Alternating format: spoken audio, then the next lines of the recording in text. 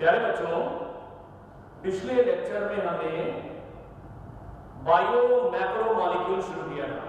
बड़े वाले bio molecules में प्रोटीन्स, न्यूक्लिक एसिड्स और पॉलीसेकेराइड्स आते हैं। इन सभी का मॉलिक्यूलर वेट 10,000 से ज्यादा होता है। प्रोटीन्स, न्यूक्लिक एसिड्स और पॉलीसेकेराइड्स, इन सभी का मॉलिक्यूलर वेट 10,000 से ज्यादा होता है और ये एसिड इनसॉल्युबल फ्रैक्शन में रहते हैं, जिसे हम रिटेंटेट कहते हैं।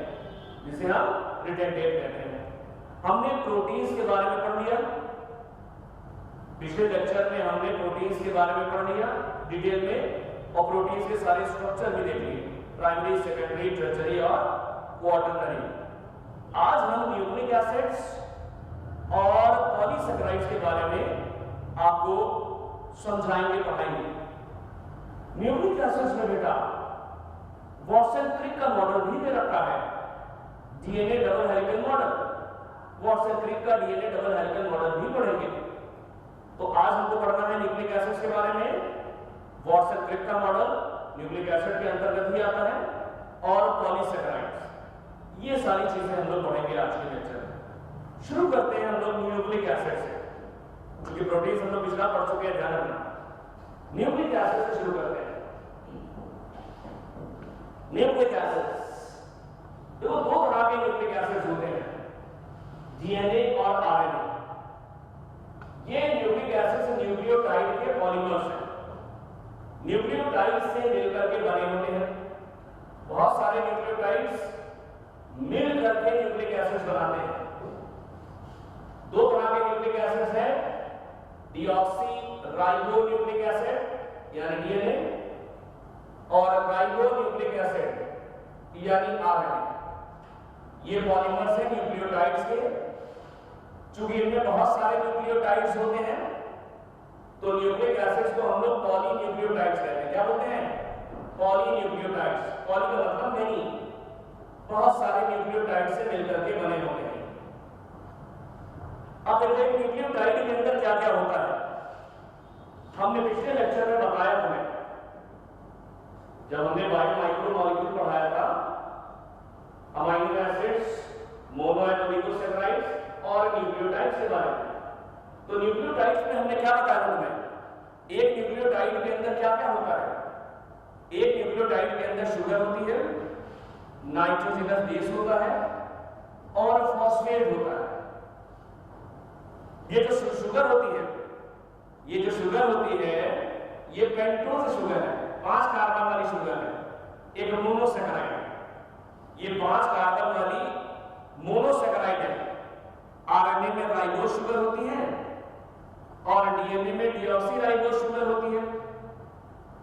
पहले हमने तुम्हें बताया, राइबोज और डीऑक्सीराइबोज शुगर दोनों अलग अलग शुगर्स हैं, क्योंकि यहां पर सेकेंड कार्बन पर OH की जगह पर H होता है। राइबोज की सेकेंड कार्बन, राइबोज शुगर की सेकेंड कार्बन पर OH होता है, और डीऑक्सीराइबोज की शुगर की सेकेंड कार्बन पर OH की जगह पर H होता है। तो आरएनए और डीएनए की जो शुगर है वो अलग अलग है। राइबोज और आरएनए में राइबोज और डीएनए में deoxyribose sugar. Ribose sugar monosaccharide है, 5 कार्बन वाली शुगर है, पेंटोज शुगर है। नाइट्रोजनस बेसिस हेटेरोसाइक्लिक कंपाउंड्स होते हैं, इनमें प्यूरीन्स आते हैं और पायरिमिडीन्स आते हैं। प्यूरीन्स में होती है 2 हेटेरोसाइक्लिक रिंग, यानी एडेनिन और ग्वानिन में होती है 2 हेटेरोसाइक्लिक रिंग्स। साइटोसिन, थायमिन और यूरेसिल ये पिरिमिडीन है, इनमें केवल 1 हेटेरोसाइक्लिक रिंग होती है। हमने पिछले में बताया था कि प्यूरीन में 2 हेटेरोसाइक्लिक रिंग्स होती हैं, उनमें एक पिरिमिडीन के जैसी होती है और दूसरी इमिडाजोल रिंग होती है। जबकि साइटोसिन, थायमिन और यूरेसिल ये पिरिमिडीन है, इनमें केवल एक ही हेटेरोसाइक्लिक रिंग होती है। तो नाइट्रोजनस बेसिस हेटेरोसाइक्लिक कंपाउंड्स होते हैं, 2 तरह के होते हैं, प्यूरीन्स और पिरिमिडीन्स।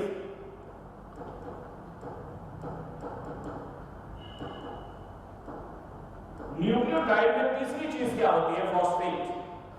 न्यूक्लियोटाइड में तीसरी चीज होती है फॉस्फेट। ये फॉस्फेट आता है फॉस्फोरिक एसिड से। ये फॉस्फेट कहां से आता है? फॉस्फोरिक एसिड से आता है। इसीलिए न्यूक्लियोटाइड के नाम के आगे एसिड वर्ड लगा होता है। कौन सा वर्ड? एसिड वर्ड लगा होता है। पिछला लेक्चर जरूर देख लेना अगर न्यूक्लियोटाइड के बारे में डिटेल में तो पढ़ना चाहते हो तो न्यूक्लियोटाइड हमने पहले पढ़ा है न्यूक्लियोटाइड के बारे में बहुत अच्छे से।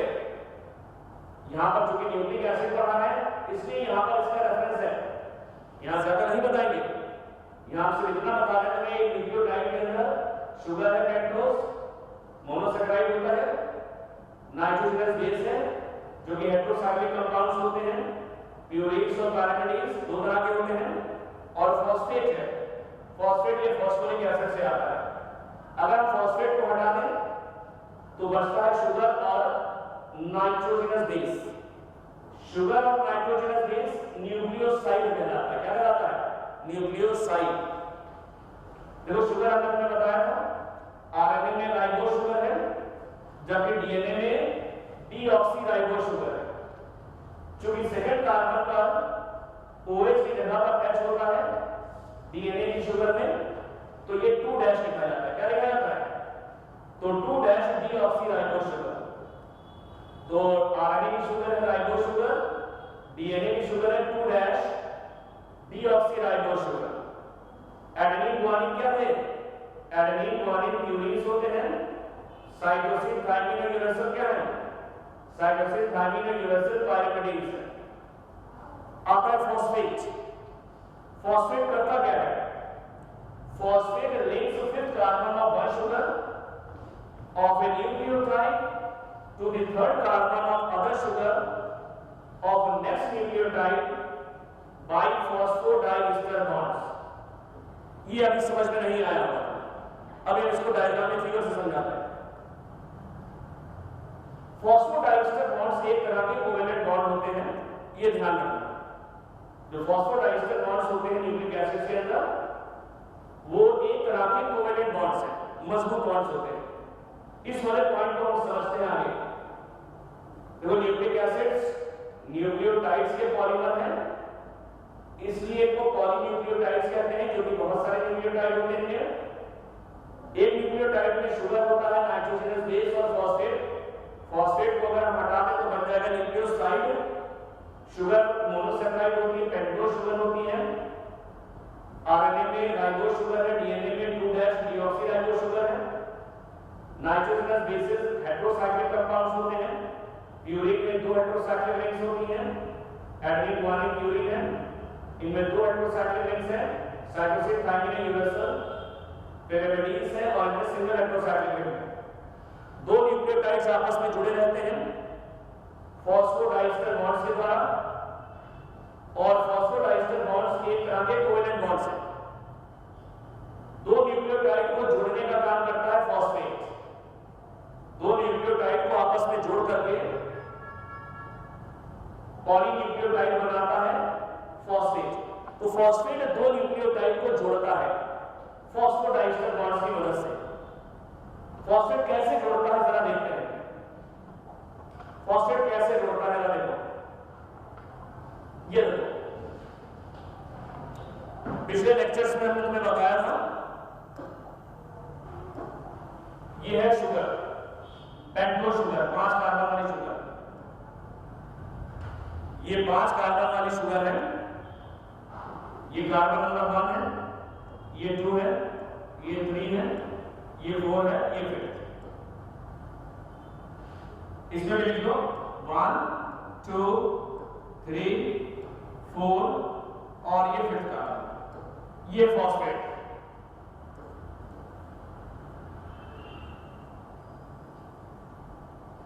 फॉस्फेट कैसे लिंक कर रहा है?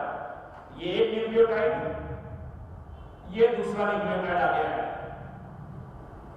अब देखो केवल इतना इतना देखना, पूरा ना देखो, इतना देखो। फॉस्फेट लिंक कर रहा है एक शुगर की 5th कार्बन को दूसरे शुगर की 3rd कार्बन से। अब इधर वाली चेन है, ये अलग चेन है।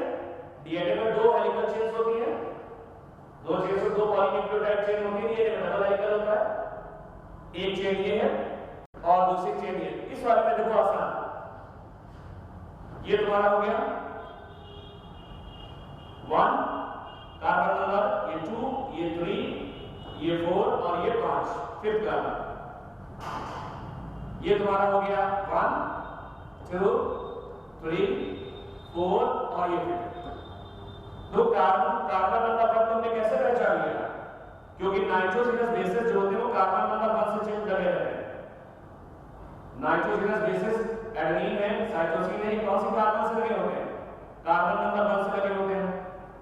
कौन सा बॉन्ड होता है ये जो नाइट्रोजनस बेसेस लगे रहते हैं वो ग्लाइकोसिडिक बॉन्ड है।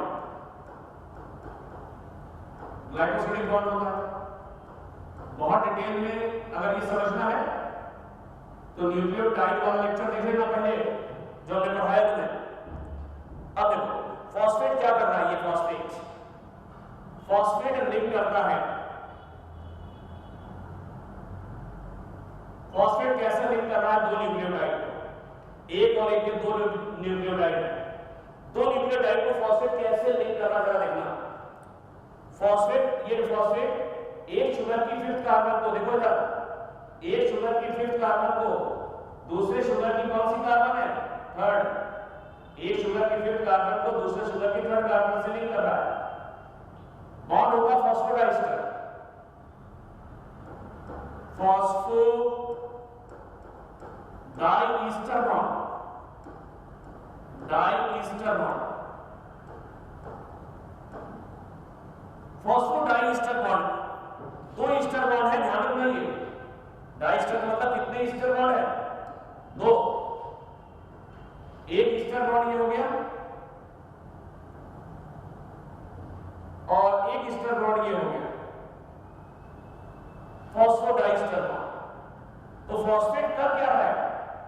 फॉस्फेट एक शुगर की फिफ्थ कार्बन को, पांचवी है, एक शुगर की फिफ्थ कार्बन को दूसरे शुगर की थर्ड कार्बन से जोड़ रहा है। कौन से बॉन्ड से? Phosphodiester bond. कैसे बॉन्ड होते हैं ये? Covalent bond. फॉस्फोडाइस्टर एक तरह के कोवेलेंट बॉन्ड होते हैं, ये ध्यान रखना। इस वाली चेन को हाँ एक चीज और ध्यान रखना। अब एक चीज बहुत इंपॉर्टेंट है, इधर अभी बॉन्ड नहीं दिख रहा कोई, इधर ये जो फ्री है 3-OH, या ये तो फ्री एंड है क्या? ये 3-OH, ये फ्री एंड है, इधर बॉन्ड नहीं, इधर कोई न्यूक्लियोटाइड नहीं है, ये फ्री एंड हो गया, ये फ्री एंड।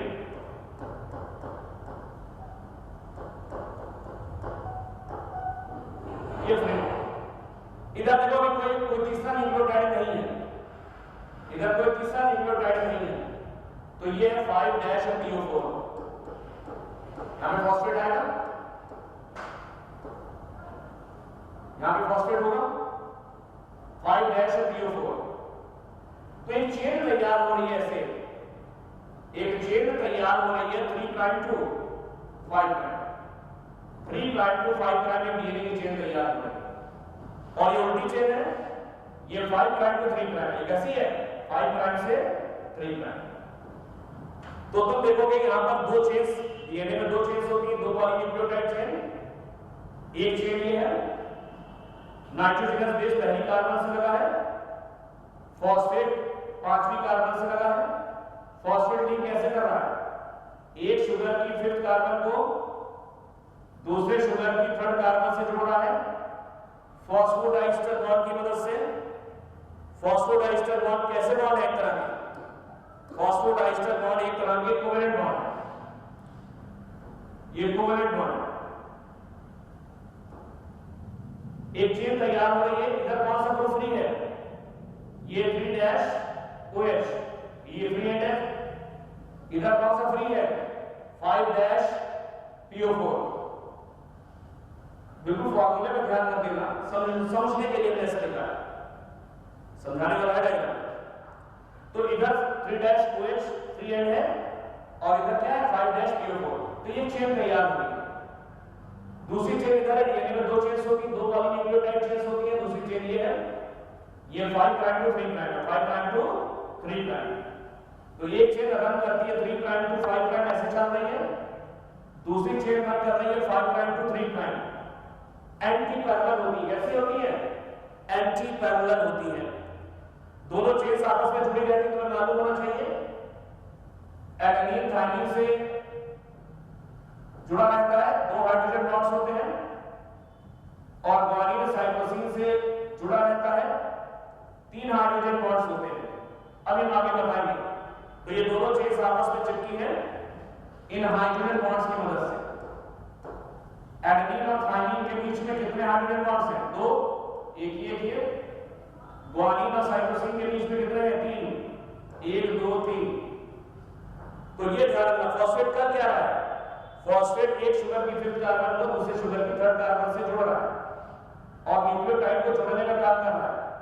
इसी तरह से न्यूक्लियोटाइड लगातार जुड़ते जा रहे हैं। इधर वाला एंड 3' ये फ्री एंड है, और उधर वाला लास्ट वाला 5'PO4 ये फ्री एंड होगा। एक चेन तैयार हो रही है, दूसरी चेन इसके ये है, ये 3 प्राइम टू 5 प्राइम, ये 5 प्राइम टू 3 प्राइम। दोनों चेन्स आपस में जुड़ी है हाइड्रोजन बॉन्ड्स के द्वारा। फिर यहां पर केवल 2 न्यूक्लियोटाइड है इस चेन में। एक न्यूक्लियोटाइड ये है और एक न्यूक्लियोटाइड ये। 2 न्यूक्लियोटाइड के बीच में एक फॉस्फोडाइस्टर बॉन्ड है। 2 न्यूक्लियोटाइड है, एक ये हो गया, एक ये हो गया। 2 न्यूक्लियोटाइड के बीच में एक फॉस्फोडाइस्टर बॉन्ड है। तो टोटल फॉस्फोडाइस्टर बॉन्ड निकालने का फॉर्मूला है total phosphodiester bond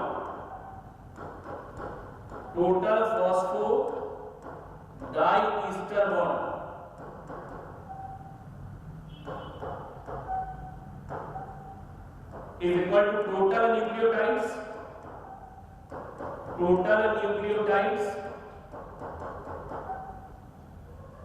minus 1, minus है ये, -1। तो टोटल न्यूक्लियोटाइड्स -1। जितने न्यूक्लियोटाइड उनमें से घटा देना, तुमको टोटल फॉस्फोडाइस्टर बॉन्ड मिलना है। कभी-कभी ऐसे सवाल एलन वगैरह पूछे जाते हैं एलन की सीरीज में, तो ये ध्यान रखना। वापस आते हैं। फॉस्फेट लिंक कर रहा है, अभी मैंने बताया 5th कार्बन ऑफ 1 शुगर, एक शुगर की 5th कार्बन को 5th carbon of 1 sugar to the 3rd carbon of other sugar. एक शुगर की 5th कार्बन को दूसरे शुगर की 3rd कार्बन से जोड़ रहा है। पूरा सेंटेंस पढ़ लो। Phosphate links 5th carbon of 1 sugar of a nucleotide. एक न्यूक्लियोटाइड की शुगर की 5th कार्बन को to the 3rd carbon of other sugar of next nucleotide, दूसरे न्यूक्लियोटाइड की शुगर की 3rd कार्बन से जोड़ता है। कौन से बॉन्ड के द्वारा? Phosphodiester bond. सिंपल तरीके से याद कर दो। फॉस्फेट एक शुगर की 5th कार्बन को दूसरे शुगर की 3rd कार्बन से जोड़ता है फॉस्फोडाइस्टर बॉन्ड्स के द्वारा। फॉस्फोडाइस्टर बॉन्ड्स एक तरह के कोवेलेंट बॉन्ड्स हैं। फॉस्फोडाइस्टर बॉन्ड्स कितने होंगे डीएनए के अंदर या चेन के अंदर, पॉलीन्यूक्लियोटाइड चेन में? टोटल न्यूक्लियोटाइड्स -1 ऐसे निकालें। ये तो न्यूक्लिक एसिड के बारे में दे रखा है, एनसीईआरटी ने बहुत ज्यादा नहीं दिया, लेकिन वाटसन क्रिक का मॉडल दे रखा है, डीएनए डबल हेलिकल मॉडल दे रखा है। तो नेक्स्ट मॉडल देखते हैं। हाँ, ये पिछले में ध्यान रखना है। पिछले में एक चीज हमने बताई थी, एडेनिन नाइट्रोजनस बेस है, एडिनोसिन न्यूक्लियोसाइड है, और एडिनाइलिक एसिड न्यूक्लियोटाइड। एडेनिन में 2 हेटेरोसाइक्लिक रिंग्स होती हैं, हमने तुम्हें पिछले लेक्चर में बताया था। एडेनिन एक प्यूरिन है, प्यूरिन में 2 हेटेरोसाइक्लिक रिंग्स होती हैं। ये पिरिमिडीन के जैसी है, इसको पिरिमिडीन रिंग कहते हैं। ये पारिमिडीन के पिरिमिडीन रिंग है, और दूसरी वाली रिंग ये हमने बताया था इमिडाज़ोल रिंग, इमिडाज़ोल रिंग कहलाती है। ये एडेनिन है। अब यहां पर ये एडेनिन है, एडेनिन यहां पर लिख रखा है, इसका स्ट्रक्चर नहीं बना। नाइट्रोजनस बेस शुगर की कौन सी कार्बन से जुड़ते हैं? नाइट्रोजनस बेस शुगर की फर्स्ट कार्बन से जुड़ते हैं। ये पहली कार्बन से जुड़ते हैं, ग्लाइकोसिडिक बॉन्ड्स होते हैं, ग्लाइकोसिडिक बॉन्ड्स होते हैं। नाइट्रोजनस बेस और शुगर, नाइट्रोजनस बेस एडेनिन हो गया, इसका स्ट्रक्चर ये दे रखा है, और शुगर इसको मिला के कहते हैं न्यूक्लियोसाइड। क्या बोलते हैं? न्यूक्लियोसाइड। ये न्यूक्लियोसाइड है। एडेनिन का न्यूक्लियोसाइड क्या कहलाता है? एडिनोसिन। अब इसमें फॉस्फेट भी लग गया, तो फॉस्फेट भी लग गया, तो फॉस्फेट लग जाने से क्या हुआ? ये बन गया न्यूक्लियोटाइड। तो nitrogenous base plus sugar plus phosphate, ये बन गया न्यूक्लियोटाइड।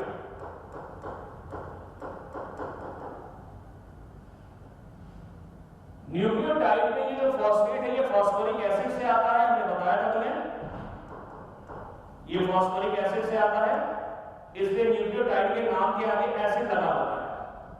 तो एडेनिन का न्यूक्लियोटाइड एडिनाइलिक एसिड कहलाता है। क्या कहलाता है? Adenylic acid.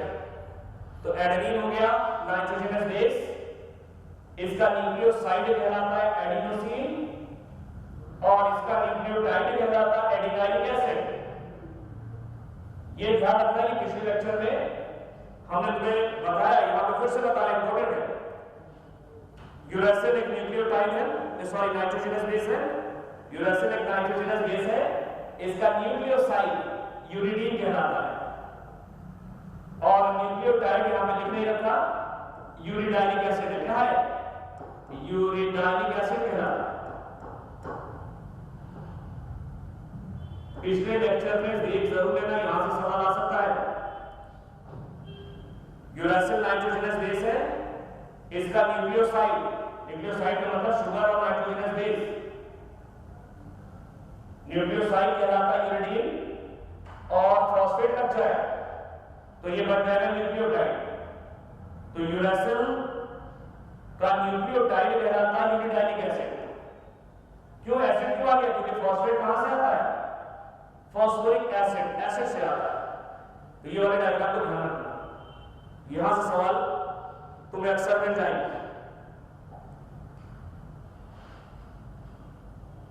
हम लोग आते हैं वॉटसन-क्रिक मॉडल। न्यूक्लिक एसिड में दे रखा है, न्यूक्लिक एसिड एक बायो मैक्रोमोलेक्यूल से बड़े साइज का मॉलिक्यूल है। ये 5 से 7% होता है सेल के अंदर, और प्रोटीन सबसे ज्यादा होते हैं, ध्यान रखना 10 से 15%।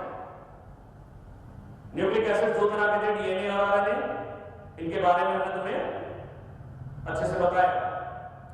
अब हम वॉटसन-क्रिक मॉडल या double helical model of DNA पढ़ेंगे, जो कि आपका न्यूक्लिक एसिड से रिलेटेड है।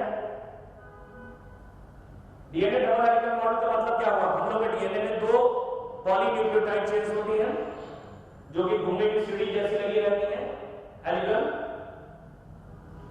हम लोग का डीएनए कैसा होता है? हम लोग का डीएनए डबल हेलिकल होता है। एक पॉलीन्यूक्लियोटाइड चेन ये हो गई ऐसे, इसको हेलिक्स बोलते हैं। एक चेन इसमें और होती है, ये क्या हो गया? डबल हेलिकल हो गया। एक चेन रन करती है 3 से 5, दूसरी चेन रन करती है 5 से 3। तो दो हम लोग के डीएनए कैसा होता है? Double helical. एक सिरा ये होता है, एक सिरा ये, तो लीनियर होता है। तो हम लोग में यूकेरियोट्स में डीएनए कैसा है? 2 पॉलीन्यूक्लियोटाइड चेन का बना होता है, डबल हेलिकल होता है, डबल हेलिकल है, और लीनियर होता है।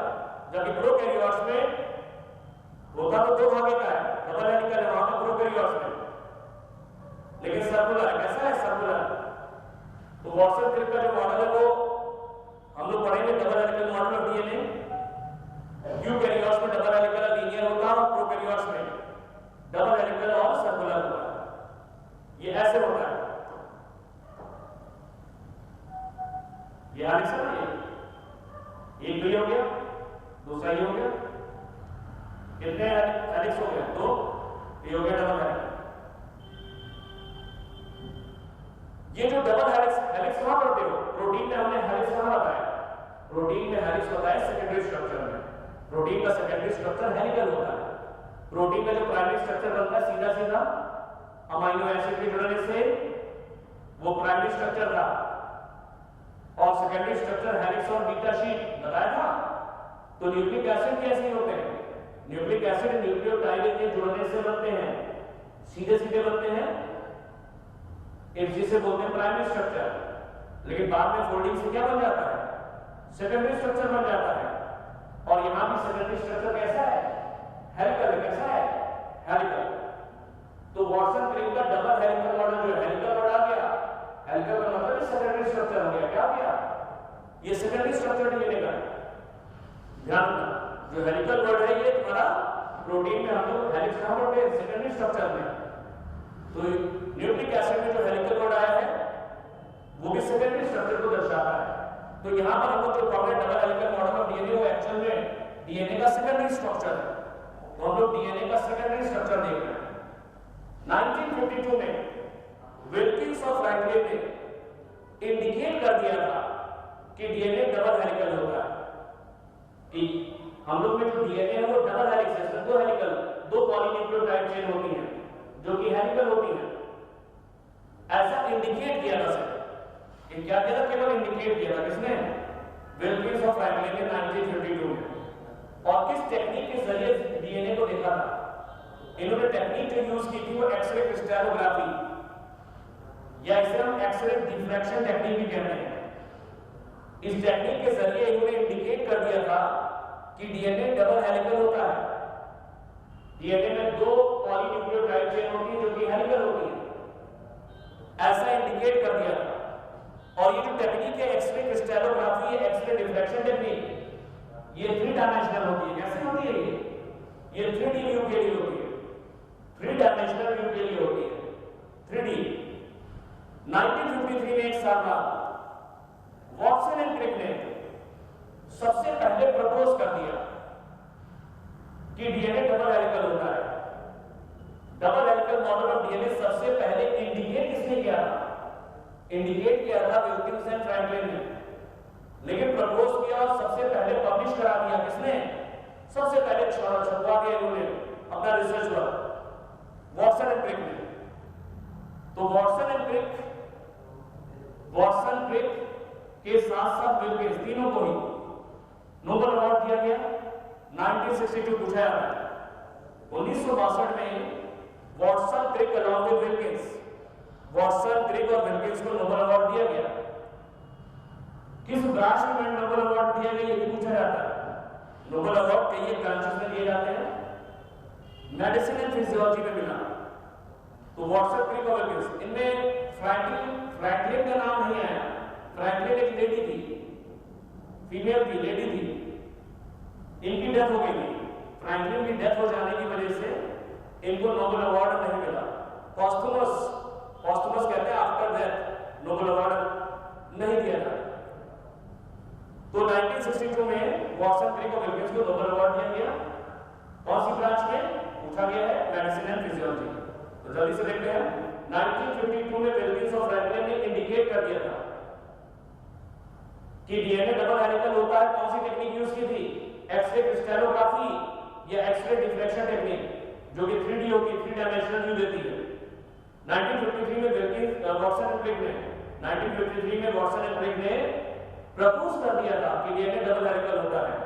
1962 में वाटसन, क्रिक और विल्किंस को नोबेल अवार्ड दिया गया मेडिसिन और फिजियोलॉजी में, मेडिसिन और फिजियोलॉजी में। देख लेना। अब हम लोग देखते हैं double helical model. Double helical model के कुछ इंपॉर्टेंट पॉइंट्स। ये है डबल हेलिकल मॉडल। डीएनए के अंदर कितनी पॉलीन्यूक्लियोटाइड चेन होती है? दो हेलिकल पॉलीन्यूक्लियोटाइड चेन होती है। एक ये देखो, एक चेन ये है, इसमें 2 चेन्स होती हैं। एक चेन ये चल रही है और एक चेन ये।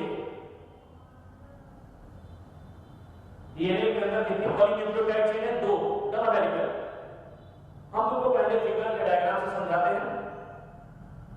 बाद हम लोग देखते हैं सर, डीएनए डबल हेलिकल होता है, इसमें 2 पॉलीन्यूक्लियोटाइड चेन होती है, हेलिकल, हेलिक्स जैसी, घूमी विसुरी जैसी, ऐसे लोहे की घूमी विसुरी। तो अभी डायग्राम को हम लोग समझते हैं, डीएनए डबल हेलिकल मॉडल।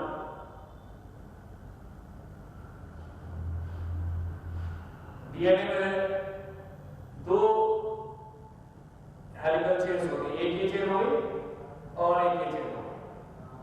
एक 3 से 5 जोड़ती है, रन करती है, और एक 5 से 3 रन करती है। अभी डीएनए डबल हेलिकल मॉडल।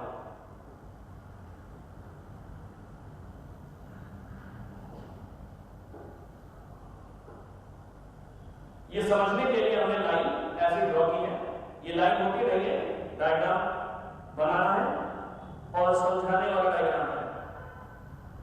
इसमें कितने पॉलीन्यूक्लियोटाइड चेन होती है? 2, 1 2 बनाने जा रहा है। एक तो चेन ये है, दूसरी पॉलीन्यूक्लियोटाइड चेन ये है,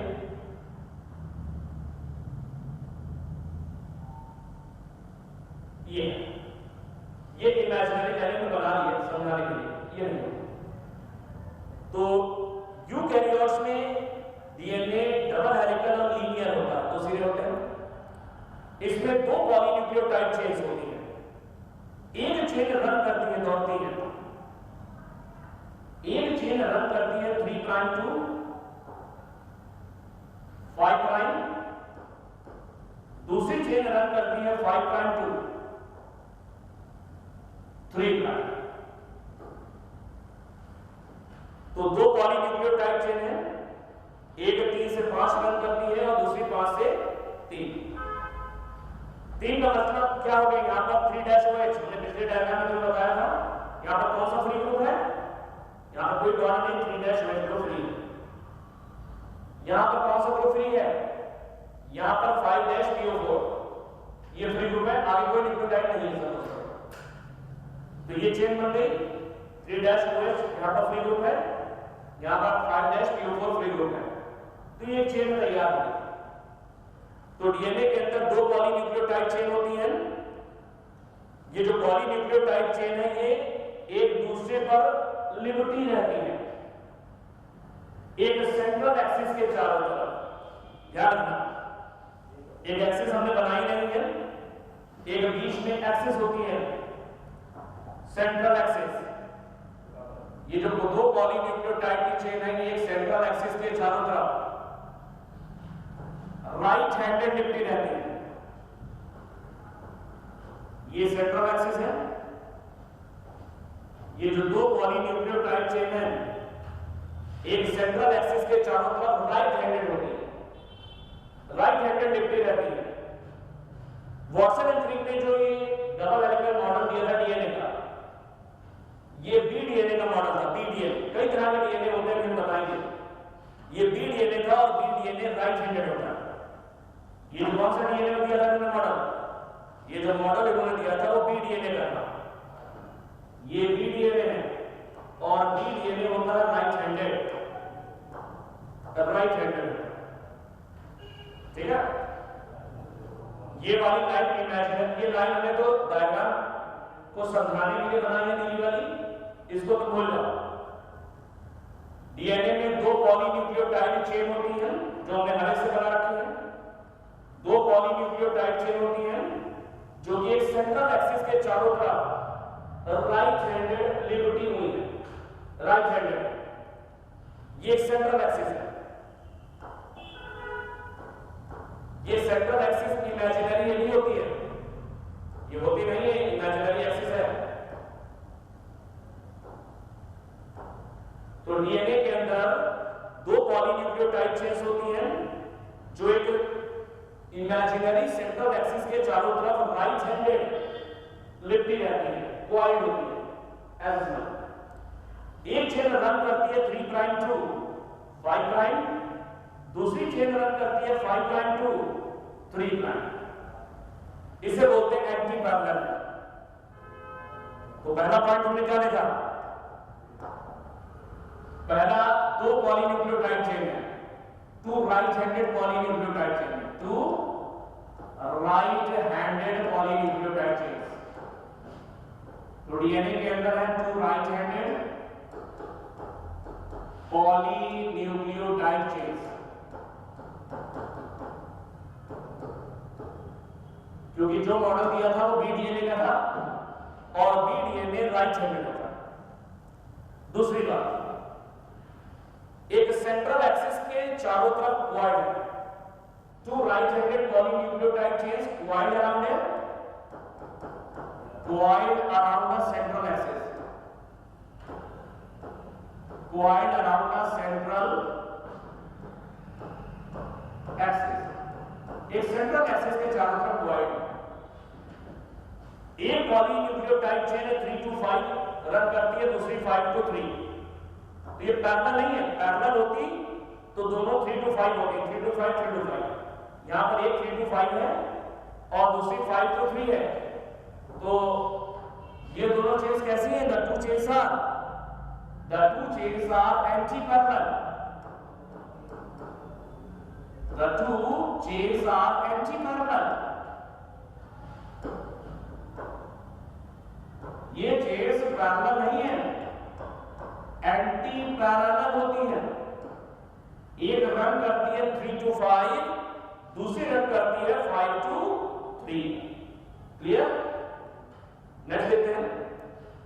एक एक पॉलीन्यूक्लियोटाइड चेन को अगर तुम देखो, सिंगल पॉलीन्यूक्लियोटाइड चेन, पॉलीन्यूक्लियोटाइड का मतलब जो ढेर सारे न्यूक्लियोटाइड से मिलकर बनी है, जो बहुत सारे न्यूक्लियोटाइड से मिलकर बनी है।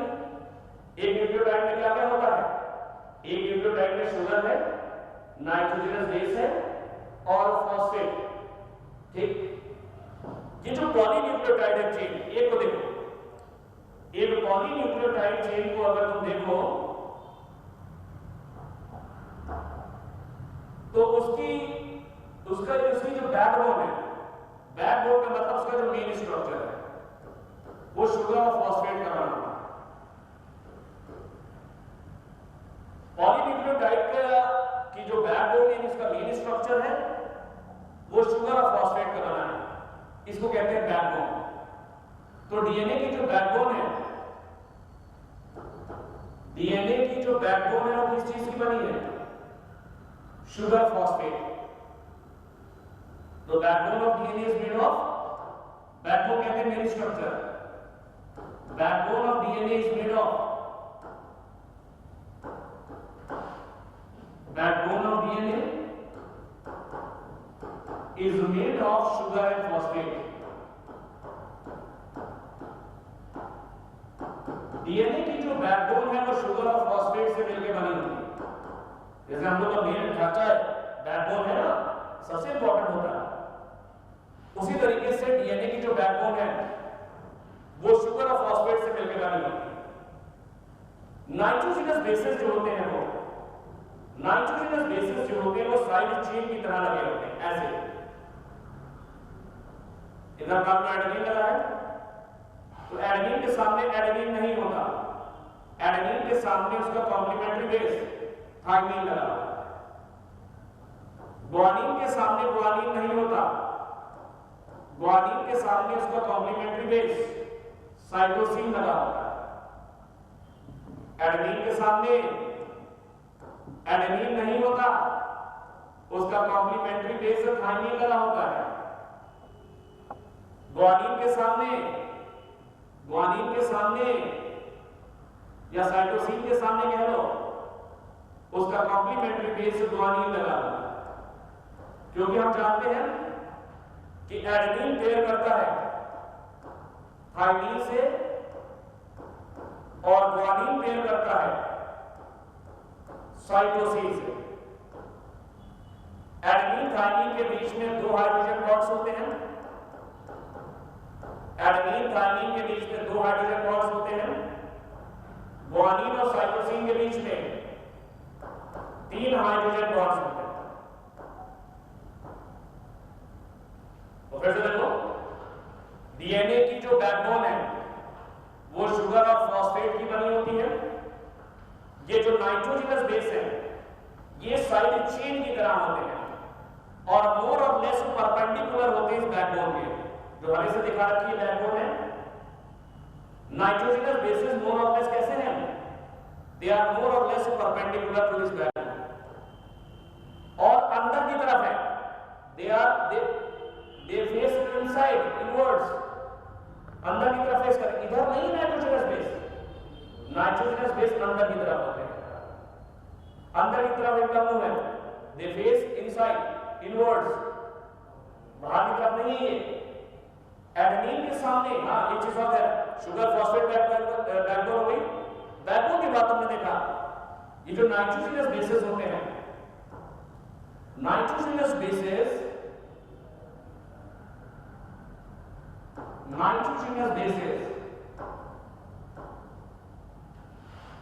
are as side chains के फॉर्म में है। They are more or less perpendicular to the backbone, backbone के परपेंडिकुलर है। एडेनिन पेयर किससे करता है? Adenine pairs with thymine, adenine pair करता है थाइमिन, और यहां पर कितने हाइड्रोजन बॉन्ड्स होते हैं? By 2 hydrogen bonds. Guanine pairs with cytosine by 3 hydrogen bonds. Adenine pair करता है थाइमिन से और 2 हाइड्रोजन बॉन्ड्स होते हैं। ग्वानिन पेयर करता है साइटोसिन से और कितने हाइड्रोजन बॉन्ड्स हैं? 3 हाइड्रोजन बॉन्ड्स,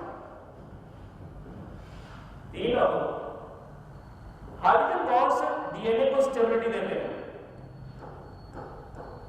हाइड्रोजन बॉन्ड्स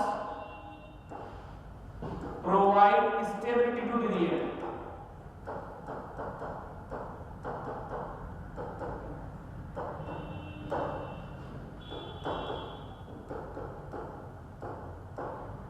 ये जो 2 पॉलीन्यूक्लियोटाइड चेन्स है आपस में जुड़ी रहती है बिकॉज ऑफ हाइड्रोजन बॉन्ड्स। ये जो 2 पॉलीन्यूक्लियोटाइड चेन आपस में जुड़ी रहती हैं, डीएनए का स्ट्रक्चर बना रहता है, डीएनए स्टेबल रहता है। तो हाइड्रोजन बॉन्ड्स होते हैं वो 2 पॉलीन्यूक्लियोटाइड चेन्स को जोड़ते हैं। एडेनिन के सामने एडेनिन नहीं होता, एडेनिन के सामने उनका कॉम्प्लीमेंट्री बेस थाइमिन है। ग्वानिन के सामने ग्वानिन नहीं होता, ग्वानिन के सामने इसका कॉम्प्लीमेंट्री बेस साइटोसिन है। तो दोनों चेन्स सेम नहीं होती, इधर एडेनिन है उधर थाइमिन है, इधर ग्वानिन है इधर साइटोसिन है। एडेनिन के सामने उसका कॉम्प्लीमेंट्री बेस थाइमिन है, ग्वानिन के सामने उसका कॉम्प्लीमेंट्री बेस साइटोसिन है।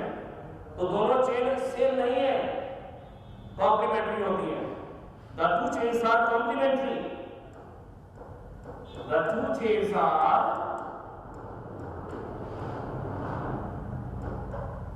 complementary. एडेनिन के सामने उसका कॉम्प्लीमेंट्री बेस है थाइमिन, ग्वानिन के सामने उसका कॉम्प्लीमेंट्री बेस है साइटोसिन। दोनों चेन सेम नहीं है, नॉट सेम, कॉम्प्लीमेंट्री। फिर से देखो, यहां से उत्तर रिवाइज कर लेते हैं। जो हमने नीले से बनाई है समझाने के लिए लाइन ड्रॉ की है, इसको मत समझना कुछ। डीएनए डबल हेलिकल होता है यूकेरियोट्स में, 2 पॉलीन्यूक्लियोटाइड चेन है और ये लीनियर है, एक सिरा ये एक सिरा ये लीनियर होता है। यूकेरियोट्स में डीएनए डबल हेलिकल होता है और लीनियर होता है। इसमें 2 पॉलीन्यूक्लियोटाइड चेन्स होती हैं। एक पॉलीन्यूक्लियोटाइड चेन रन करती है 3 प्राइम टू 5 प्राइम, दूसरी रन करती है 5 प्राइम टू 3 प्राइम। ये जो 2 पॉलीन्यूक्लियोटाइड चेन्स होती हैं वो एक सेंट्रल एक्सिस के चारों तरफ पॉइंट होती है, इमेजिनरी है।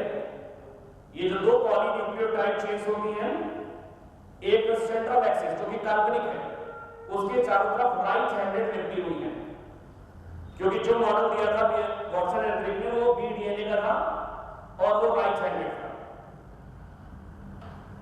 2 चेन्स जो दिख रही है वो एक 3 से 5 रन कर रही है, दूसरी 5 से 3 रन कर रही है, तो ये पैरेलल नहीं है, एंटी पैरेलल है। कैसी है? एंटी पैरेलल है। एक पॉलीन्यूक्लियोटाइड चेन को अगर देखो तो उसकी बैकबोन किस चीज की बनी है? शुगर और फॉस्फेट की। बैकबोन है शुगर और फॉस्फेट की बनी होती है। नाइट्रोजनस बेसेस साइड चेन की तरह लगे होते हैं, मोर और लेस परपेंडिकुलर, और अंदर की तरफ होते हैं, बाहर की तरफ नहीं। एडेनिन के सामने उसका कॉम्प्लीमेंट्री बेस होता है थाइमिन, ग्वानिन के सामने उसका कॉम्प्लीमेंट्री बेस होता है साइटोसिन। तो ये दो चेन्स कॉम्प्लीमेंट्री होती है, सेम नहीं होती। एडेनिन और थाइमिन के बीच में 2 हाइड्रोजन बॉन्ड्स होते हैं, ग्वानिन और साइटोसिन के बीच में 3 हाइड्रोजन बॉन्ड्स होते हैं। हाइड्रोजन बॉन्ड्स की वजह से ये दोनों चेन्स आपस में चिपकी रहती हैं। तो हाइड्रोजन बॉन्ड्स प्रोवाइड करते हैं डीएनए को स्टेबिलिटी। हाइड्रोजन बॉन्ड्स डीएनए को स्टेबिलिटी देते हैं। जब डीएनए को हीट किया जाता है, जब डीएनए को हीट किया जाता है, हीट करने पर ये हाइड्रोजन बॉन्ड्स कमजोर होते हैं, टूट जाते हैं। ये हाइड्रोजन बॉन्ड कमजोर है, टूट जाते हैं। ऑन हीटिंग, हीट करने पर हाइड्रोजन बॉन्ड्स टूट जाते हैं और ये दोनों चेन्स अलग हो जाती हैं। The two polynucleotide chains separate. Heat करने पर ये जो 2 पॉलीन्यूक्लियोटाइड चेन्स होती हैं ये अलग हो जाती हैं। इसे कहते क्या है? इसे कहते हैं मेल्टिंग या denaturation. This is known as मतलब known as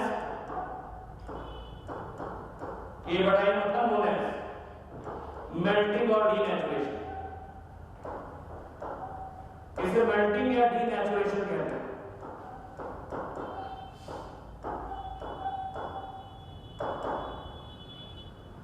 ठंडा करने पर, ठंडा होने पर ये फिर से हाइड्रोजन बॉन्ड्स बन जाते हैं और ये फिर से चिपक जाती है।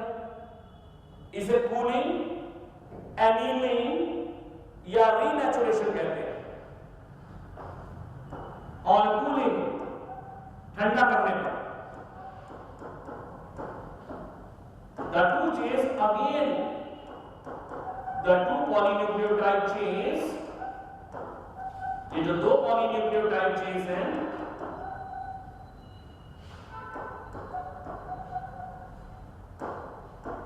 अगेन हाइब्रिडाइज या हेड टुगेदर, आपस में फिर से चिपक जाते हैं। हाइब्रिडाइज और हेड टुगेदर, ये फिर से चिपक जाती है। This is known as annealing. इसको कहते हैं अनीलिंग या रीनेचुरेशन। अनीलिंग और रीनेचुरेशन।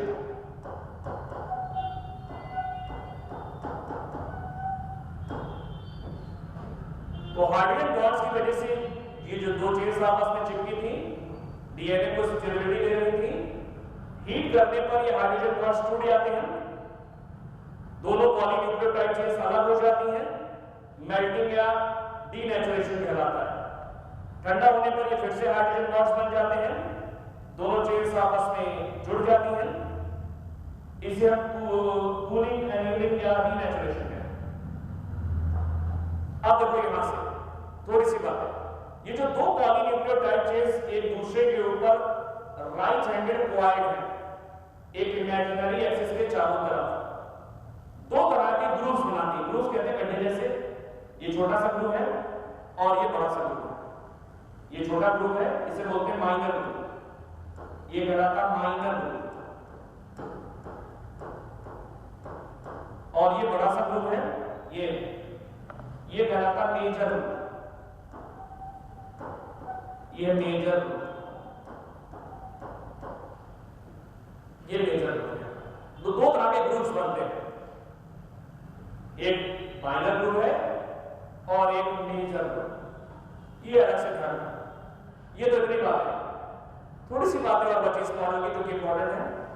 एक स्पाइरल देखो कहां से कहां शुरू होता है। एक स्पाइरल को अगर हम देखें,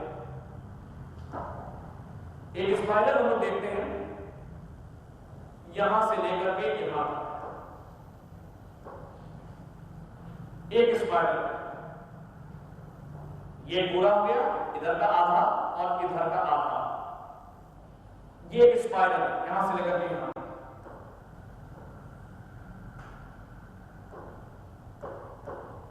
ये वन स्पाइरल।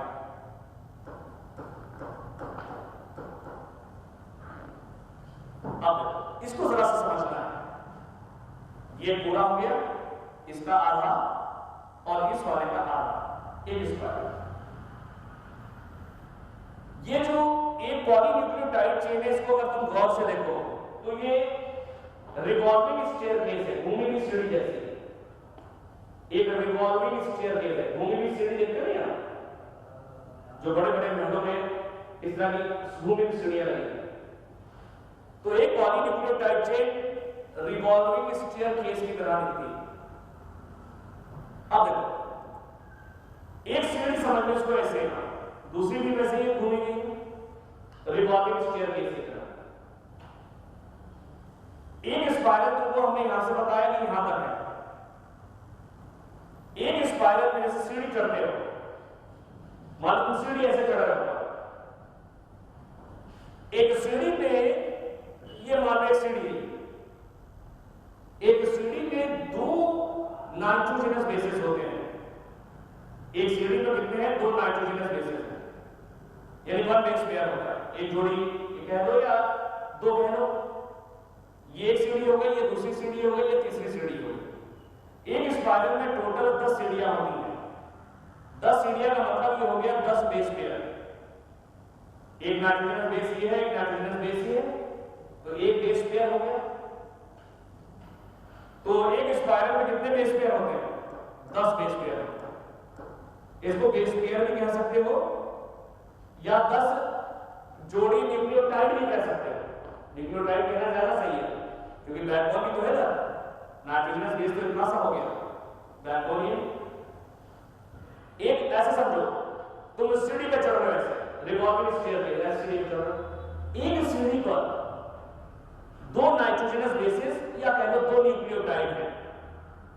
जैसे एक सीढ़ी है, इस पे साइटोसिन और गुआनिन, ये दो नाइट्रोजनस बेस है। दो का मतलब एक जोड़ी, वन बेस पेयर। तो एक स्पाइरल में कितनी सीढ़ियां हैं? एक स्पाइरल में ऐसी 10 सीढ़ियां हैं। तो 10 सीढ़ियों का मतलब 10 बेस पेयर। एक सीढ़ी पर एक बेस पेयर, एक जोड़ी है नाइट्रोजनस बेसिस, तो 10 सीढ़ी पर 10 बेस पेयर हो गए। 10 बेस पेयर कह लो या 10 जोड़ी न्यूक्लियोटाइड ही कह सकते हो, वो भी सीढ़ी। एक सीढ़ी से जब दूसरी सीढ़ी पर तुम जाते हो, ऊपर चढ़ते हो, ऐसे ऊपर चढ़ रहे हो, ये एक सीढ़ी से जब दूसरी सीढ़ी पर ऊपर हम लोग चढ़ते हैं, एक सीढ़ी से दूसरी सीढ़ी, एक सीढ़ी से दूसरी सीढ़ी पर चढ़ते हैं, तो कहते हैं राइज पर बेस पेयर। राइज पर बेस पेयर ये 3.4 एंगस्ट्रॉम के बराबर होता है। यानी दो बेस पेयर के बीच की दूरी कितनी है? यहां से लेकर के यहां समझ लो, यहां से लेकर के यहां, दो सीढ़ियों के बीच की दूरी होती है 3.4 एंगस्ट्रॉम। और एक स्पाइरल में 10 सीढ़ियां हैं, 10 स्टेयर्स हैं, तो 10 सीढ़ियों के बीच की दूरी कितनी हो गई? 10 सीढ़ियों के बीच की दूरी हो गई 10 × 3.4, 34 एंगस्ट्रॉम। 34 एंगस्ट्रॉम कह लो या 3.4 नैनोमीटर भी कह सकते। तो एक सीढ़ी पर दो नाइट्रोजनस बेसिस हैं, यानी एक बेस पेयर है। 10 सीढ़ी में हो गए 10 बेस पेयर। एक सीढ़ी से जब ऊपर दूसरी सीढ़ी पे जाते हो तो कितनी दूरी तय कर रहे हो? इसे बोलते हैं राइज पर बेस पेयर। ये 3.4 एंगस्ट्रॉम है।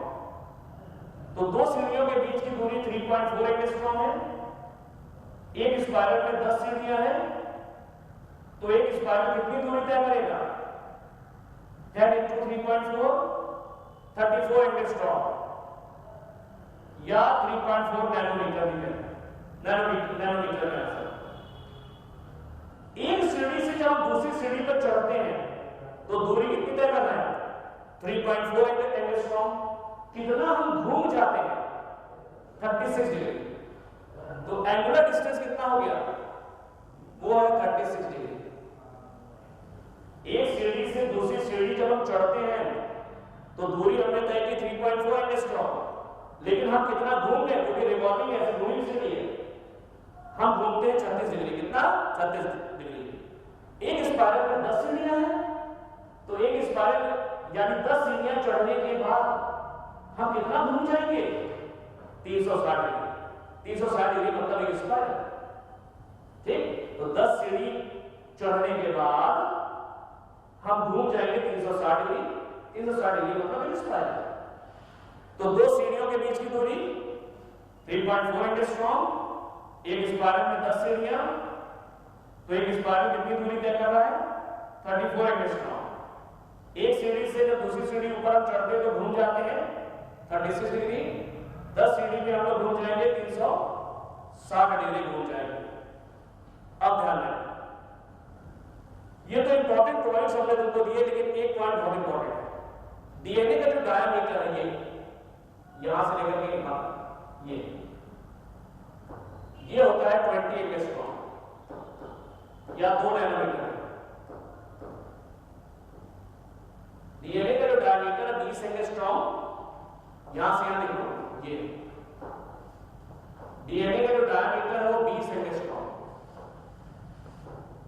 इसको नैनोमीटर में भी पूछा जाता है, तो 2 नैनोमीटर। नीचे से ऊपर तक के कांस्टेंट है।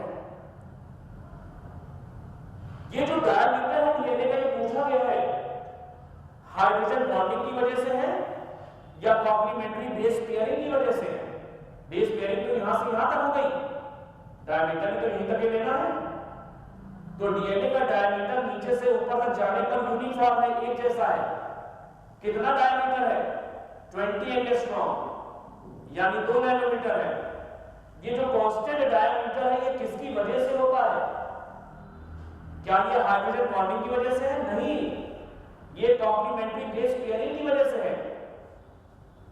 एडेनिन थाइमिन से पेयर कर रहा है, पेयरिंग की वजह से है। तो यूनिफॉर्म डायमीटर जो डीएनए का ऊपर से नीचे तक है, ऊपर से नीचे तक है, एक जैसा diameter, that is due to complementary base pairing and not due to hydrogen bonding. ये ध्यान नहीं आ रहा सवाल है। अब देखो डीएनए का डायमीटर कांस्टेंट क्यों होता है? तुमने कभी गौर किया? ग्वानिन क्या है? ग्वानिन है प्यूरिन। प्यूरिन में कितनी रिंग्स होती है? प्यूरिन में होती है 2 rings, 2 heterocyclic ring. Cytosine pyrimidine है, पिरिमिडीन में कितनी रिंग होती है? 1 रिंग होती है, 1 हेटेरोसाइक्लिक रिंग। 2 रिंग्स इसमें है और 1 रिंग इसमें है, तो टोटल रिंग कितनी हुई? 3। ठीक।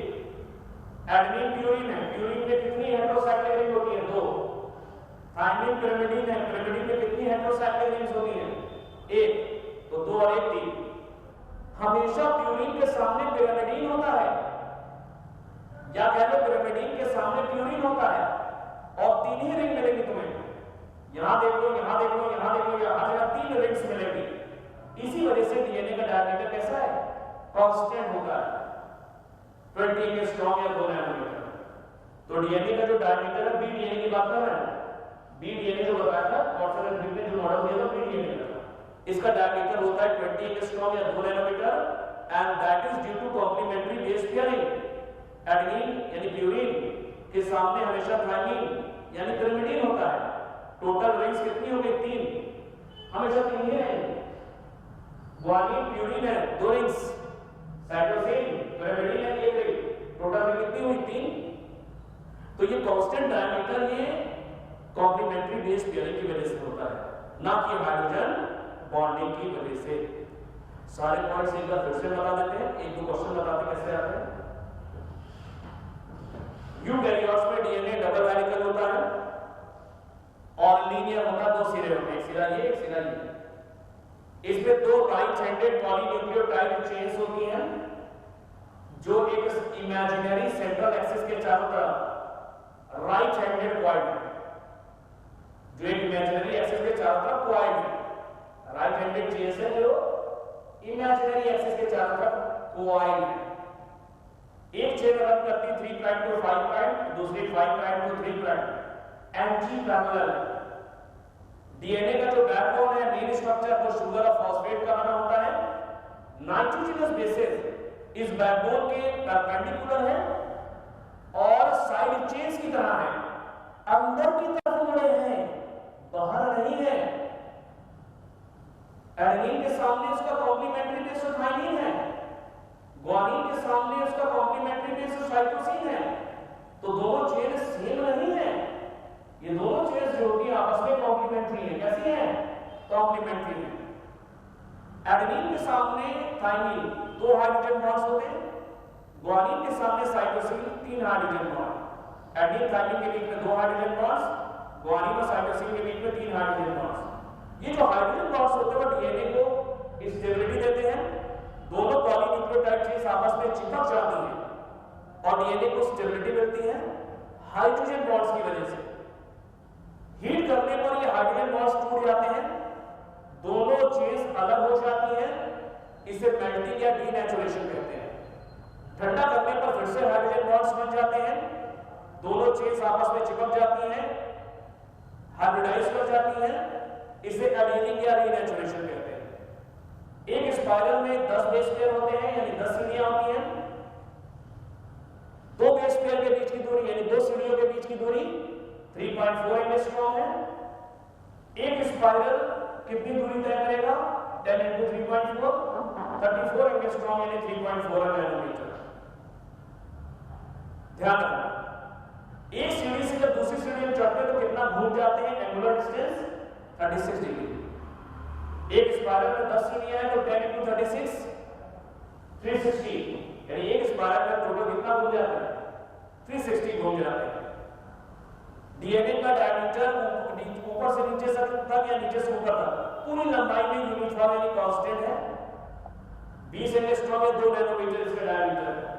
और ये डायमीटर कॉम्प्लीमेंट्री बेस पेयरिंग की वजह से है, क्योंकि हमेशा प्यूरिन पिरामिडीन से ही पेयर करता है या पिरामिडीन प्यूरिन से ही पेयर करेगा। और हर एक सीढ़ी पर कितनी रिंग्स होगी? 3 रिंग्स होगी। साइटोसिन में 1 रिंग, ग्वानिन में 2 रिंग, 3 रिंग, एडेनिन में 2 रिंग, थाइमिन में 1 रिंग, 3 रिंग। तो हर एक सीढ़ी पर देखोगे 3 रिंग। तो डीएनए का डायमीटर एकदम कांस्टेंट बना रहता है। ये ध्यान रखना। 2 तरह के ग्रुप्स बनते हैं, माइनर ग्रुप्स और ये मेजर ग्रुप्स। ये सारी बातें ध्यान रखना। एक बार हम पढ़ लेते हैं देखिए एनसीईआरटी में क्या लिखा रहता है और फिर और अच्छे से समझते हैं। स्क्रीनशॉट वगैरह लेना चाहो तो ले सकते हो, बहुत इंपॉर्टेंट है ध्यान रखना। Double helical model of DNA by Watson and Crick.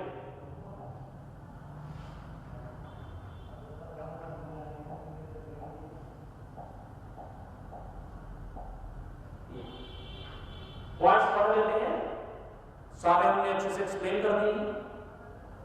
Important points of this model. DNA double helical, DNA double helical होता है, हमने बताया। It has 2 right-handed polynucleotide chains coiled around its central axis। इसमें 2 polynucleotide chains होती हैं जो एक central axis के चारों तरफ right-handed coiled हैं।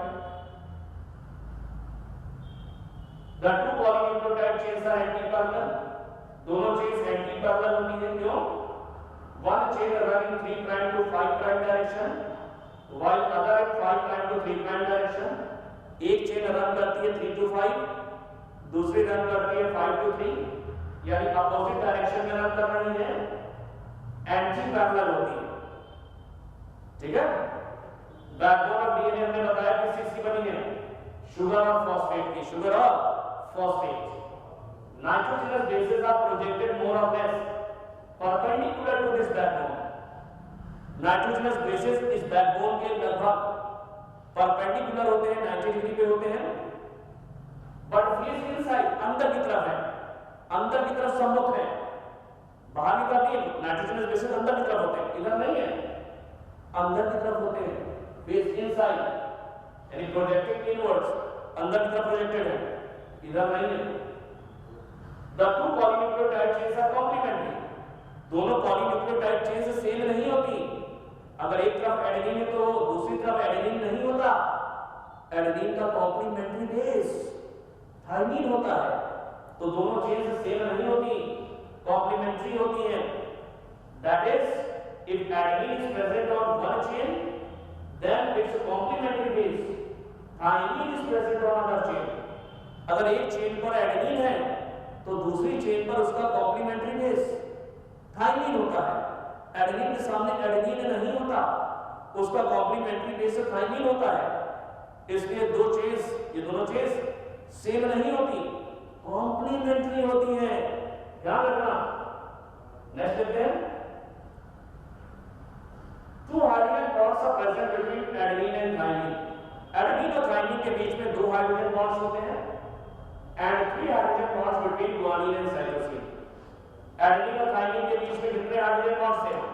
मैंने तो बताया, एडेनिन और थाइमिन के बीच में 2 हाइड्रोजन बॉन्ड्स हैं, गुआनिन और साइटोसिन के बीच में 3 हाइड्रोजन बॉन्ड्स होते हैं।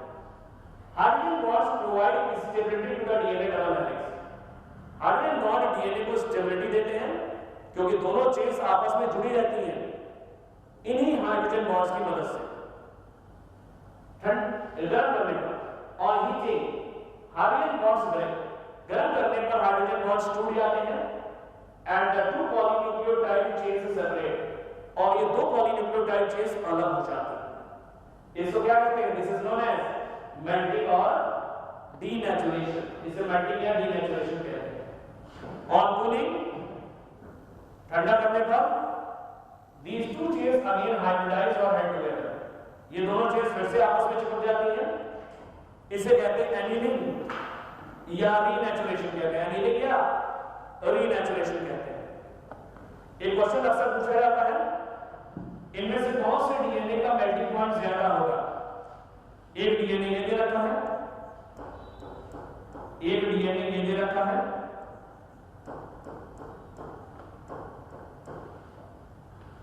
ये चेन है, दूसरी चेन ये है। एडेनिन के सामने थाइमिन, थाइमिन के सामने एडेनिन, गुआनिन के सामने साइटोसिन, साइटोसिन के सामने गुआनिन, एडेनिन के सामने थाइमिन, थाइमिन के सामने एडेनिन, एडेनिन के सामने थाइमिन और थाइमिन के सामने एडेनिन। एक पॉलीन्यूक्लियोटाइड चेन ये है और एक पॉलीन्यूक्लियोटाइड चेन ये है। ये मान लो 3 से 5 है, ये 5 से 3 है, एंटी पैरेलल। तो एक डीएनए हमको ये दे रखा है, दूसरा एक डीएनए और दे रखा है, दूसरा एक डीएनए और दे रखा है, उसमें ये लिखा है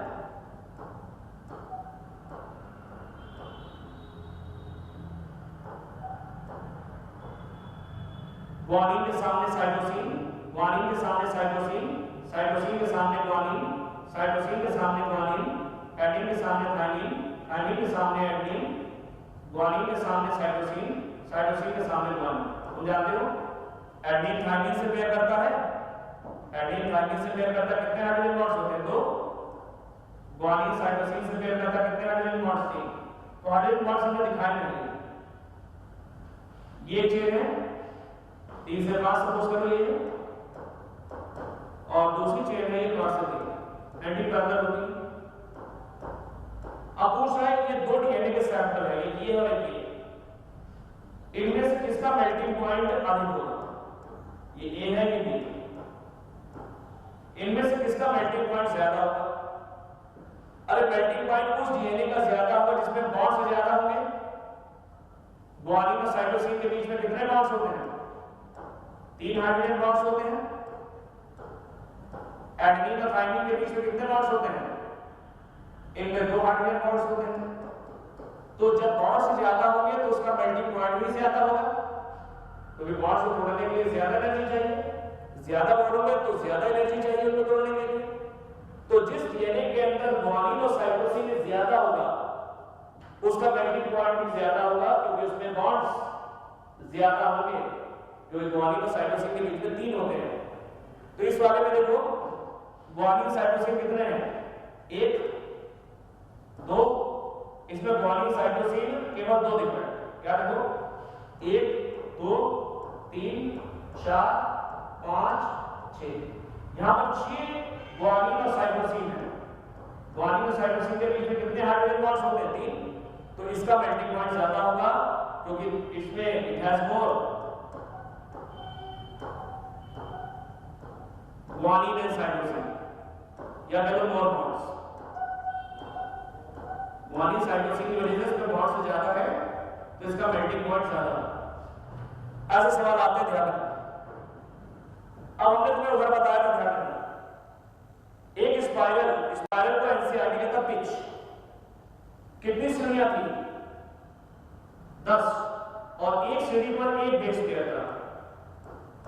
तो 10 सीढ़ियों में कितने बेस पेयर थे? 10 बेस पेयर। तो एक स्पाइरल ऐसे ही बनाए,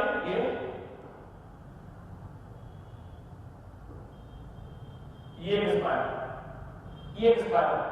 एक स्पाइरल में कितनी सीढ़ियां थी? एक स्पाइरल में 10 सीढ़ियां थी। मतलब होता है एक सीढ़ी ये होगी, सपोज करो एडेनिन पेयर करता है थायमिन से, एक सीढ़ी होगी। इसके ऊपर दूसरी सीढ़ी होगी, गुआनिन पेयर करता है साइटोसिन से, दूसरी सीढ़ी। तो इस तरह की कितनी सीढ़ियां इसमें? 10। 1 2 3 4 5 6 7 8 9 10, याद रखो। तो एक स्पाइरल में 10 सीढ़ियां होती हैं और एक सीढ़ी पर एक सीढ़ी हो गई, एक सीढ़ी पर एक बेस पेयर है, 2 नाइट्रोजनस बेसेस यानी एक बेस पेयर। तो 10 सीढ़ियों में होते हैं 10 बेस पेयर।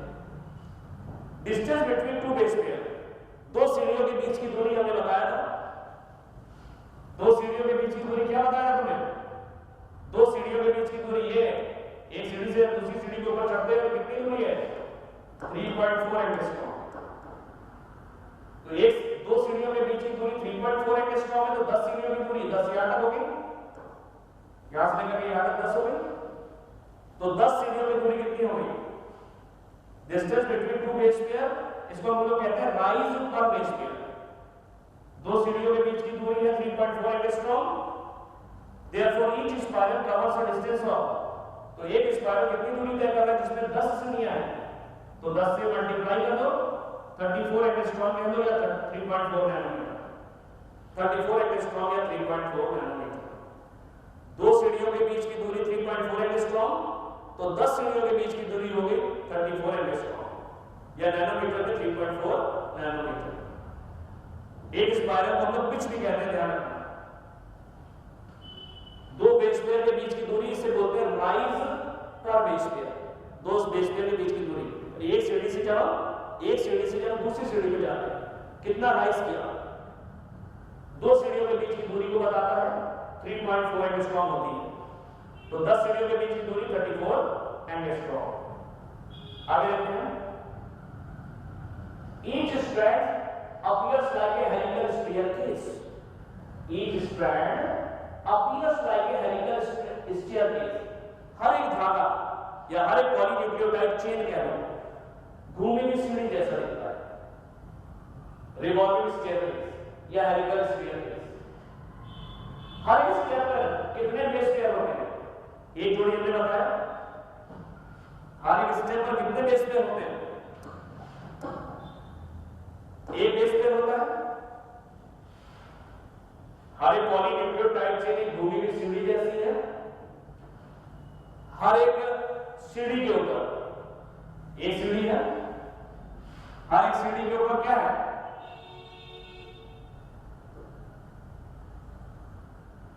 एक सीढ़ी सपोज करो ये एडेनिन पेयर करता है थायमिन से, अगली सीढ़ी है मान लो गुआनिन पेयर करता है साइटोसिन से। तो कहना हर एक स्टेप पर कितने बेसेस हैं? 2 बेसेस हैं, एक ही और एक ही। एक स्टेप ये हो गया, एक स्टेप ये। हर एक स्टेप पर कितने बेसेस हैं? 2 बेसेस। 2 बेसेस को कह सकते हो 1 बेस पेयर, एक जोड़ी, या ऐसे कह सकते हैं एक बेस पेयर मतलब ये 2 न्यूक्लियोटाइड भी कह सकते हैं इसे। अरे नाइट्रोजन बेस तो दिख ही रहा है, इधर तो बैकबोन भी तो है, इसमें शुगर और फॉस्फेट है। शुगर और फॉस्फेट ये हो गया, नाइट्रोजन बेस ये हो गया, तो एक न्यूक्लियोटाइड यहां से यहां तक हो गया। लेकिन हम अपनी सुविधा के लिए इसको बेस पेयर लिख देते हैं, एक्चुअल में न्यूक्लियोटाइड है। तो एक सीढ़ी पर 2 न्यूक्लियोटाइड होते हैं, ये हो गया और एक इधर हो गया ये। तो एक सीढ़ी के ऊपर 2 न्यूक्लियोटाइड है, या 2 नाइट्रोजनस बेसेस कह लो या एक बेस पेयर कह लो, बात एक ही है। 10 सीढ़ियों में कितने हो गए? 10 सीढ़ियों में हो गए 10 बेस पेयर। 10 बेस पेयर का मतलब 20 नाइट्रोजनस बेसेस या 20 न्यूक्लियोटाइड। ये जो बेसेस है 2 नाइट्रोजनस बेसेस, एक बेस पेयर हो गया या 2 न्यूक्लियोटाइड भी कह सकते हो इन्हें। तो एक स्पाइरल में कितने हैं? एक स्पाइरल में कितने हैं? एक स्पाइरल में है 10 बेस पेयर। 10 बेस पेयर का मतलब 20 नाइट्रोजनस बेसेस या 20 न्यूक्लियोटाइड।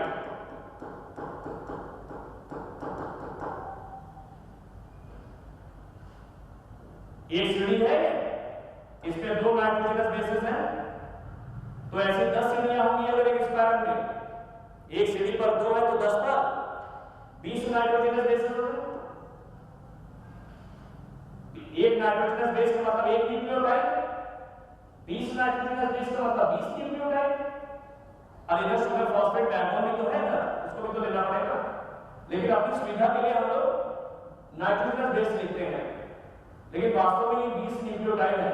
एक स्पाइरल में 20 नाइट्रोजनस बेस, ये सही है, लेकिन ज्यादा सही है 20 न्यूक्लियोटाइड है, क्योंकि नाइट्रोजनस बेस के साथ साथ इधर शुगर फॉस्फेट भी तो है बैकबोन में। ठीक, तो एक सीढ़ी पर 2 नाइट्रोजनस बेस या एक बेस पेयर कह लो, एक जोड़ा कह लो। 10 सीढ़ी पर 20 नाइट्रोजनस बेस या 10 बेस पेयर कह लो। समझ आ रहा है? एक सीढ़ी पर 2 नाइट्रोजनस बेस, 2 नाइट्रोजनस बेस का मतलब हो गया एक जोड़ा, 1 बेस पेयर। 10 सीढ़ियों में 20 नाइट्रोजनस बेसेस होंगे, 20 का मतलब 10 बेस पेयर। 20 नाइट्रोजनस बेसेस कह रहे हैं, 20 न्यूक्लियोटाइड भी कह सकते हैं। चलो ठीक, at each step the strand turns. एक सीढ़ी से जब दूसरी सीढ़ी पर जाते तो कितना घूम जाता है? ये 36 डिग्री, 36 डिग्री। इसे कहते हैं एंगुलर डिस्टेंस कितना है? 36 डिग्री। पूरा 10 स्टेप चढ़ने के बाद एक स्पाइरल पूरा हो जाता है। A complete spiral has 10 step. ये पूरे स्पाइरल में 10 सीढ़ियां होंगी, 10 स्टेप। एक सीढ़ी से दूसरी सीढ़ी चढ़ने पर हम घूमते हैं केवल कितना घूम जाते हैं? केवल 36। तो 10 सीढ़ियां चढ़ने पर यानी एक स्पाइरल पूरा होने पर हम घूम जाएंगे 360। 36 into 10 360। डायमीटर डीएनए का कितना है? जो बी डीएनए हमने बताया, जो वॉटसन एंड क्रिक ने दिया था, B DNA, right handed DNA. Diameter DNA का जो है वो 20 एंगस्ट्रॉम स्ट्रॉन्ग या 2 नैनोमीटर। ये डायमीटर किसकी वजह से होता है? ये आया हुआ सवाल है। हाइड्रोजन बॉन्डिंग की वजह से नहीं होता, बहुत इंपॉर्टेंट है ये कॉम्प्लीमेंट्री बेस पेयरिंग की वजह से डायमीटर है। ऊपर से नीचे तक है, नीचे से ऊपर तक कांस्टेंट है। कांस्टेंट क्यों है? क्योंकि एक तरफ प्यूरिन है, दूसरी तरफ pyrimidine है। हमेशा देखो, प्यूरिन हमेशा pyrimidine से पेयर करता है। एडमिन प्यूरिन पेयर करता है थायमिन से, थायमिन pyrimidine। तो प्यूरिन के सामने हमेशा pyrimidine होती है, इसलिए डीएनए का डायमीटर ऊपर से नीचे कांस्टेंट है। कॉम्प्लीमेंट्री बेस पेयरिंग की वजह से होता है कांस्टेंट डायमीटर, ना कि hydrogen bonding. The DNA model proposed by Watson and Crick was that of BDNA। जो मॉडल प्रपोज किया था वॉटसन एंड क्रिक ने, वो BDNA का मॉडल था, जो कि राइट हैंडेड था। कैसा है? Right handed, right handed. Next हम लोग देखते हैं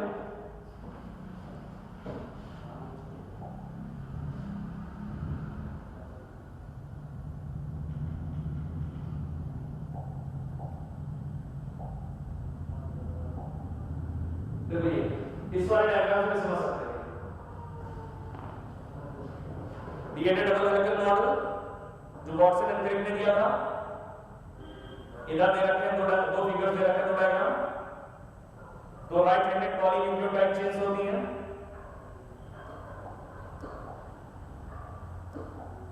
एक चेन रन करती है 3 प्राइम को 5 प्राइम, दूसरी चेन रन करती है 5 प्राइम को 3 प्राइम, एंटी पैरेलल में। डीएनए की जो बैकबोन है किसकी बनी है, तो बैकबोन यहां दिखा रखी है शुगर और फॉस्फेट की। शुगर और फॉस्फेट से बैकबोन बनती है डीएनए का main structure. Nitrogenous bases side chain की तरह होते हैं, मोर और लेस परपेंडिकुलर। एडेनिन के सामने इसका कॉम्प्लीमेंट्री बेस थाइमिन, ग्वानिन के सामने इसका कॉम्प्लीमेंट्री बेस साइटोसिन होता है। दोनों चेन्स आपस में चिपकी रहती हैं हाइड्रोजन बॉन्ड्स की वजह से। हाइड्रोजन बॉन्ड्स डीएनए को स्टेबिलिटी देते हैं। गर्म करने पर ये दोनों चेन्स अलग हो जाती हैं। इसको हम कहते हैं मेल्टिंग या डीनेचुरेशन। ठंडा करने पर फिर से जुड़ जाती हैं। एनीलिंग या रीनेचुरेशन कहलाता है। एक स्पाइरल यहां से यहां तक हो गया, इसका आधा ले लो, इसका आधा ले लो, एक पूरा एक स्पाइरल हो गया। एक स्पाइरल में कितने बेस पेयर होते हैं, एक स्पाइरल में 10 बेस पेयर होते हैं, 10 बेस पेयर। एक स्पाइरल में टोटल कितनी सीढ़ियां है, इस तरह की 10 सीढ़ियां होंगी। यहां से लेकर के यहां तक 10 सीढ़ियां हैं। दो सीढ़ियों के बीच की दूरी 3.4 एंगस्ट्रॉम, तो 10 सीढ़ियों के बीच की दूरी 34 एंगस्ट्रॉम या 3.4 नैनोमीटर। एडेनिन के सामने एडेनिन नहीं होता, एडेनिन के सामने इसका कॉम्प्लीमेंट्री बेस थाइमिन होता है। ग्वानिन के सामने ग्वानिन नहीं होता, ग्वानिन के सामने इसका कॉम्प्लीमेंट्री बेस साइटोसिन होता है। तो ये दोनों चेन एंटी पैरेलल तो होती है, साथ में कॉम्प्लीमेंट्री भी है। कैसी है, कॉम्प्लीमेंट्री भी होती है। डीएनए का जो डायमीटर है नीचे से ऊपर तक कांस्टेंट है, इसी कॉम्प्लीमेंट्री बेस पेयरिंग की वजह से, क्योंकि हमेशा यूरिक पिरामिड से पेयर करता है। 3 टोटल रिंग्स होंगी यूरिक पिरामिड, तो इससे डायमीटर डीएनए का पूरी लंबाई में कांस्टेंट होता है। तो ये लोग दे रखा है कि स्क्वायर में इधर बना रखा है, आधा इसका लिया ये दे रखा है।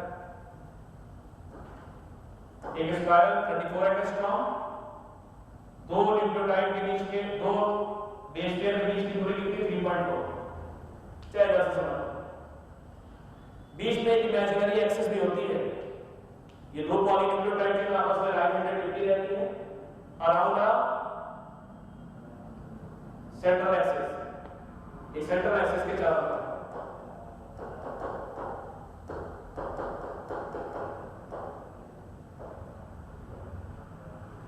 तो देख लेना, ये सब बहुत इंपॉर्टेंट है।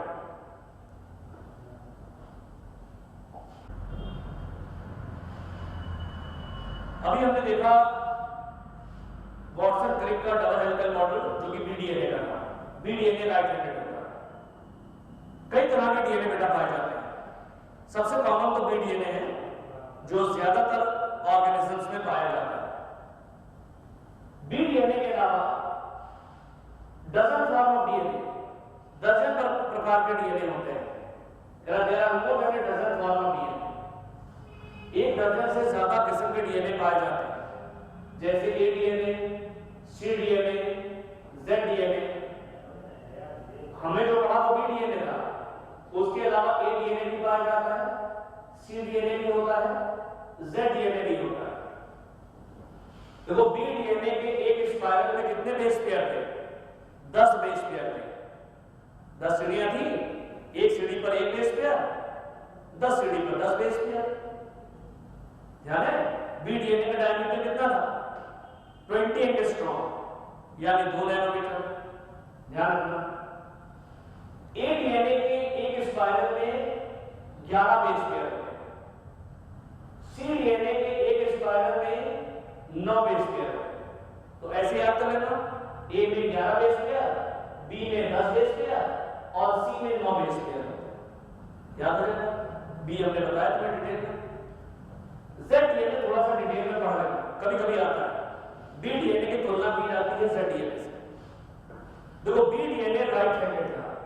बी डीएनए कैसा था, B DNA right handed DNA था। जेड डीएनए जो होता है वो लेफ्ट हैंडेड होता है, ये लेफ्ट हैंडेड। बी डीएनए की जो शुगर फॉस्फेट बैकबोन है सीधी होती है। बी डीएनए की जो शुगर फॉस्फेट बैकबोन है स्ट्रेट है, ऐसी शुगर फॉस्फेट बैकबोन सीधी है। जेड डीएनए की शुगर फॉस्फेट बोन जिगजैग होती है। टेढ़ी मेढ़ी होती है। Z यानी कि शुगर फॉस्फेट बैकबोन जो कैसी है, जिगजैग। तो sugar phosphate backbone is irregular और जिगजैग। शुगर फॉस्फेट बैकबोन इसकी इररेगुलर या जिगजैग होती है, जबकि BDNA की शुगर फॉस्फेट बैकबोन होती है स्ट्रेट सीधी।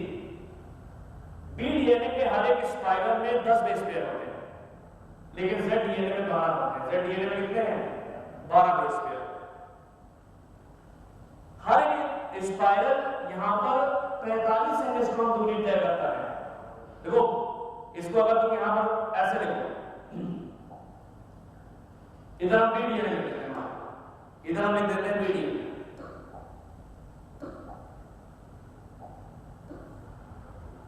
इधर हम BDNA कंपेयर करते हैं। अब इसको समझना है, ZDNA लेफ्ट हैंडेड है, BDNA कैसा था? BDNA right handed.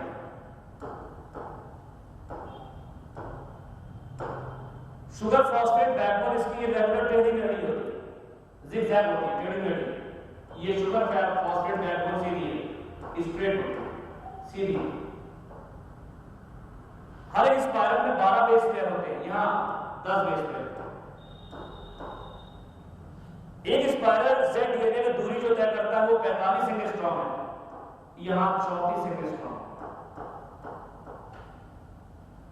BDNA में 34 होती है, यहां 45 है। यहां ZDNA का डायमीटर वो 18 एंगस्ट्रॉम है, वहां पर 20 था। BDNA में कितना था? 20 एंगस्ट्रॉम। वहां दो बेस पेयर के बीच की दूरी कैसे निकाली थी? दो बेस पेयर के बीच की दूरी निकालने के लिए तो कैसा करो, 34 को 10 से डिवाइड कर दो, 3.4 एंगस्ट्रॉम। दो सीढ़ियों के बीच की दूरी, राइट पर बेस पेयर 3.4 एंगस्ट्रॉम का दो सीढ़ियों के बीच की दूरी। यहां कैसे निकालोगे?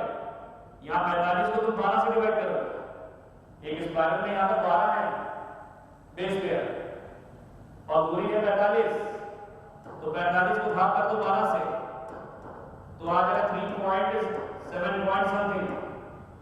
इतनी दूरी होती है दो बेस पेयर के बीच की। तो ZDNA left handed, BDNA right handed. ZDNA की शुगर फॉस्फेट बैकबोन टेढ़ी मेढ़ी, BDNA की सीधी। ZDNA के एक स्पाइरल में 12 बेस पेयर, वहां पर 10 बेस पेयर। यहां एक स्पाइरल दूरी तय करता है 45 एंगस्ट्रॉम, वहां 34 एंगस्ट्रॉम। यहां दो सीढ़ियों के बीच की दूरी 3.75 एंगस्ट्रॉम, वहां 3.4 एंगस्ट्रॉम। यहां DNA का डायमीटर 18 एंगस्ट्रॉम, वहां 20 एंगस्ट्रॉम, वहां 20 एंगस्ट्रॉम होता है। ये तो हो गया न्यूक्लिक एसिड्स और वाटसन क्रिक का DNA डबल हेलिकल मॉडल। बहुत इंपॉर्टेंट है, बहुत अच्छे से समझ लेना। कोई चीज अगर नहीं समझ में आ रही है तो डाउट्स हम लोग क्लियर करेंगे और इसका तरीका हम भी बताएंगे, ठीक है।